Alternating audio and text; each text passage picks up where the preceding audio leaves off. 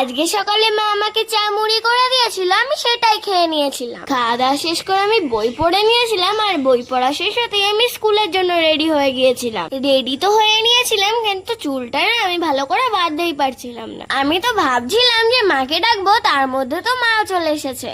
আর মা তো আমাকে খুব সুন্দর করে চুল বেঁধে রেডি করে দিয়েছিল। আমি স্কুল ব্যাগটা নিয়ে এসেছিলাম, এখানে তো মা আমার জন্য শুনিয়ে দাঁড়িয়েছিল পরিয়ে দেবে বলে। শু পরানো হয়ে গেলে মা একটু শুটা মুছে দিয়েছিল। সবকিছু গোছানো হয়ে গেলে তো আমি মাকে টাটা করে স্কুলের জন্য বেরিয়ে পড়েছিলাম। এই পর্যন্ত তো সবকিছু ঠিকই ছিল। স্কুল ছুটি হওয়ার একটু আগেই আকাশ মামা রাগ করে বৃষ্টি নামিয়ে দিল।